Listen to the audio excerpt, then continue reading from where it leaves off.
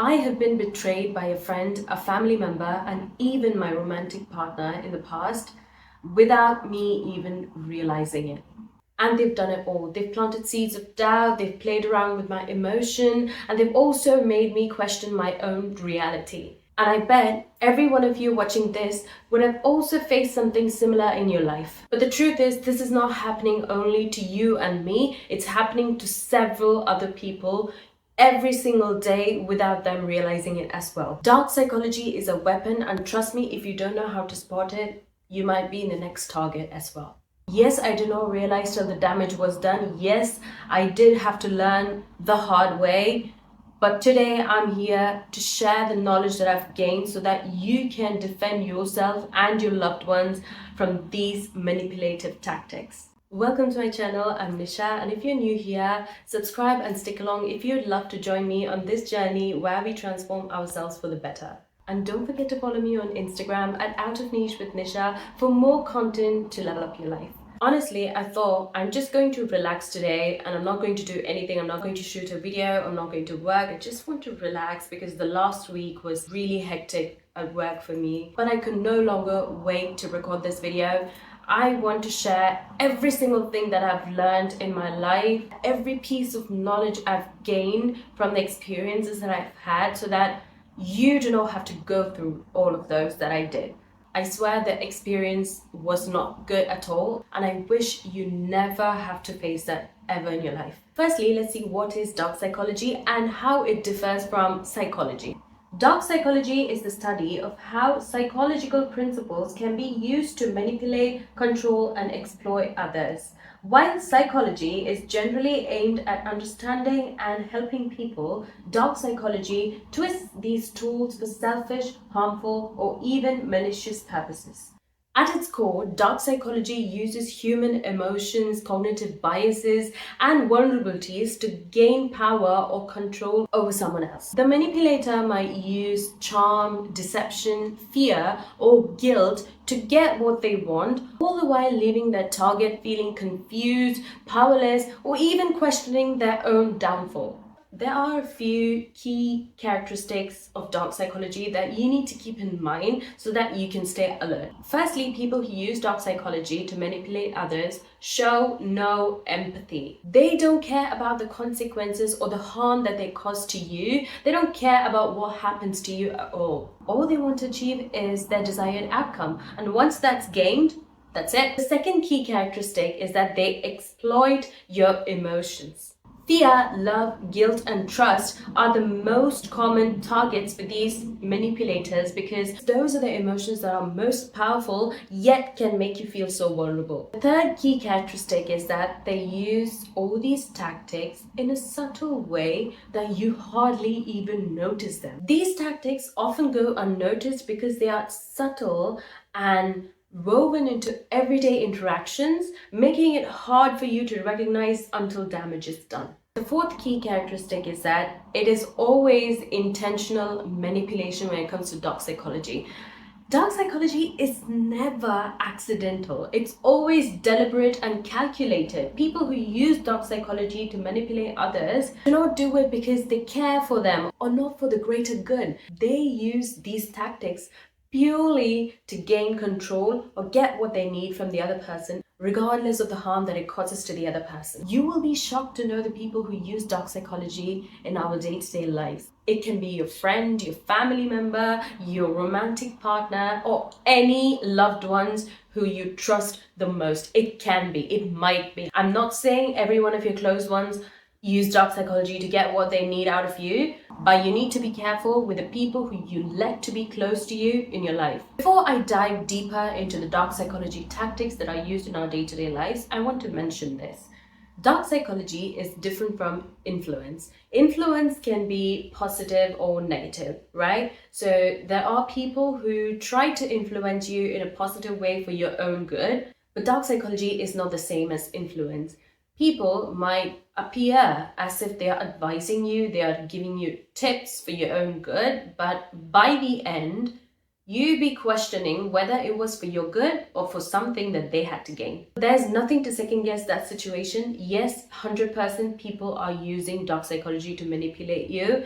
And if you notice it, it's well and good for you to stay alert and defend yourself against it. Now, I'm going to share these 6 dark psychology tactics that are used in our everyday lives but go unnoticed almost every single time. The first dark psychology trick is gaslighting. Gaslighting is a psychological manipulation tactic where someone makes you question your perception of reality. The goal is to create doubt and confusion, giving the manipulator control over your thoughts, emotions, and actions. Don't worry, I'm going to give you an example straight away so that you can understand this better. Imagine you're in a romantic relationship. You notice your partner secretly texting someone very frequently, so you decide to bring it up and express your concerns, but they respond with something like, "You're being paranoid. I told you we were just friends. Why do you always overreact and complicate things? You probably have to work on your trust. It's nothing to do with me. You're the problem here." Eventually, you'll start questioning your own judgment, asking yourself, am I the wrong one here? Am I overthinking? Maybe I'm just imagining things. Maybe I'm the problem. No, darling, you're not the problem. Gaslighting works so efficiently because it damages your confidence in your own memory and perception. The manipulator creates a false narrative that they are always right and you're the one who's the problem here, you're the one who's wrong, even when your gut feeling says otherwise. The second tactic you need to be aware of is love bombing. Love bombing is a manipulation tactic where someone overwhelms you with excessive affection, compliments, gifts, or attention to win your trust quickly. I know this feels amazing at first. You think that you've found that one person who values you and understands you, that they're your soulmate and they're your twin flame, until they gain what they need and leave you questioning all the things that you assumed about them. Let me give you an example to understand better. You just started dating someone new, you're on this first date with them, and they start saying some things like, "I've never met someone like you ever before, you're so amazing, I can already see us building a future together, I can't wait to marry you."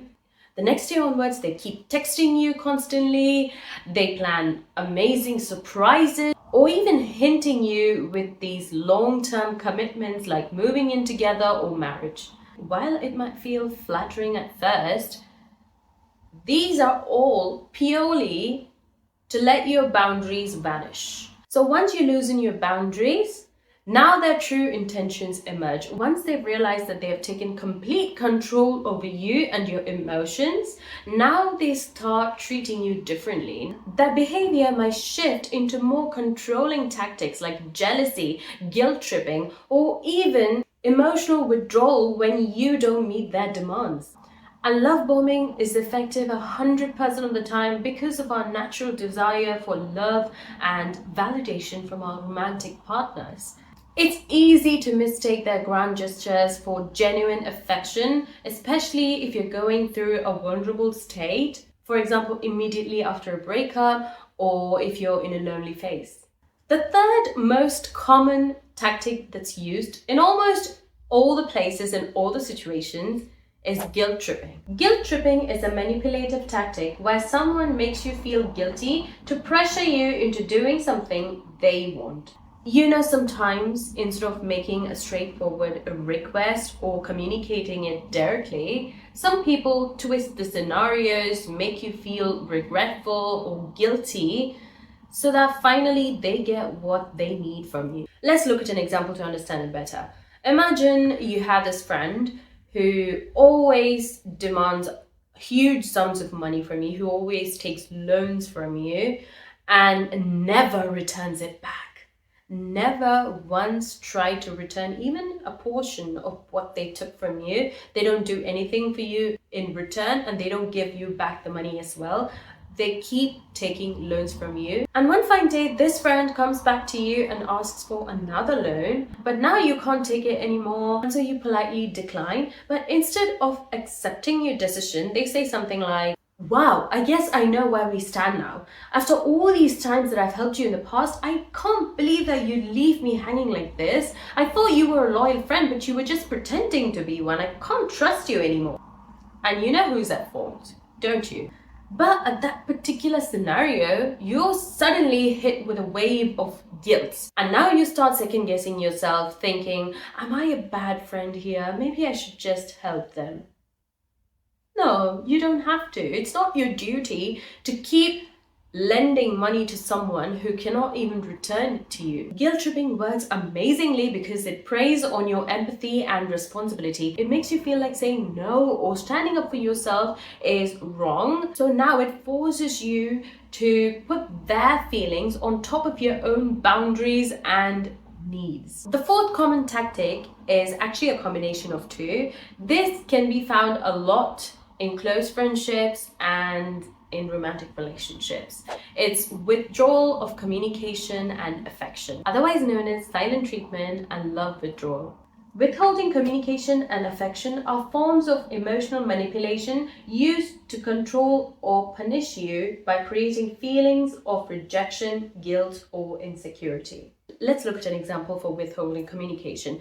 For example, you did not agree with something with your friend, and now that friend is giving you silent treatment. So they're ignoring your calls, texts, or ignoring all sorts of communication, forcing you to meet their demands and expectations.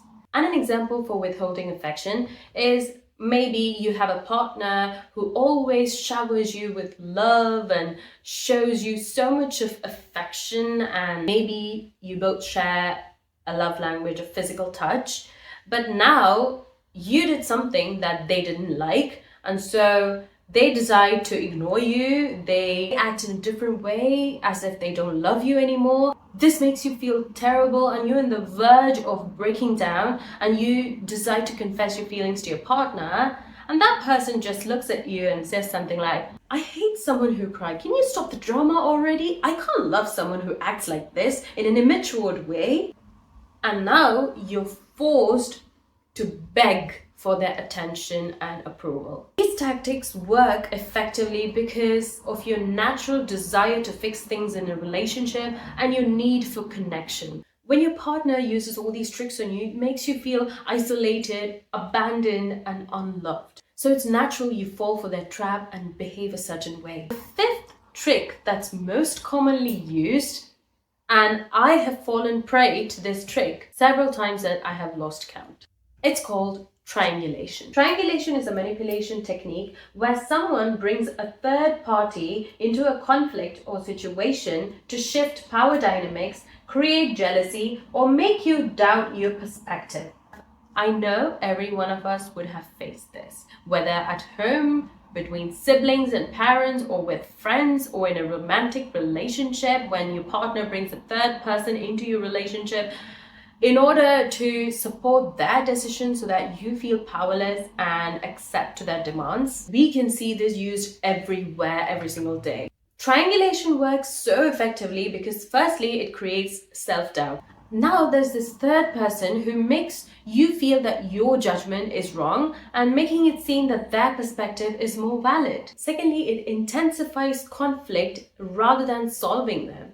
Because 99% of the time, when there's a third person involved, two people are grouped together and one person is left alone and powerless. Thirdly, it diverts attention. Now the focus is not on the manipulator's behavior, it's on these so-called valid opinions of the third party. The last and the final dark psychology trick that's used everywhere is playing the victim card. Playing the victim is a manipulation tactic where someone shifts focus away from their actions by portraying themselves as being helpless, mistreated, or unfairly targeted. Maybe you have this person in your office who always plays the victim card because they do not want to take accountability for their own actions. This works effectively because it triggers sympathy. Now, instead of holding them accountable for their actions, you're forced to tap into your empathy.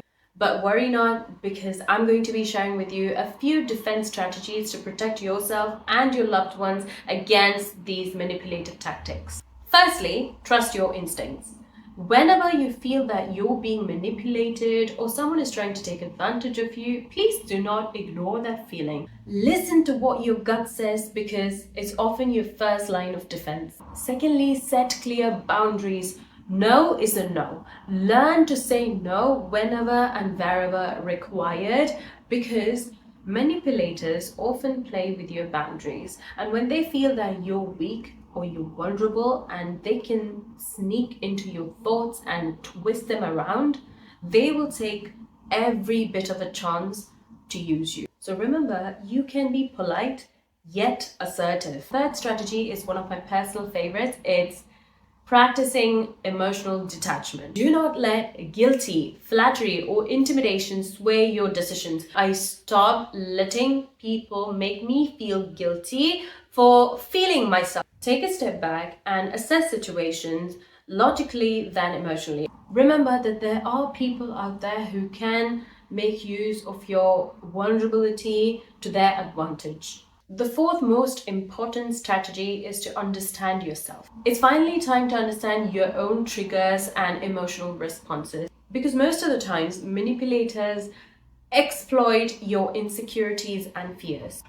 Try to understand yourself deeply and get yourself out of your insecurities. There's absolutely nothing to fear about. You're absolutely protected. You can protect yourself. When something feels off, remember, all the answers and all the solutions you're seeking for lies right inside you, within you, in your mind. And just sit down and reflect on your thoughts and feelings. I swear you can help yourself 100% of the time. And the last and the fifth tip is to seek support when it's necessary. Remember, you're not alone. You do not have to go through this alone.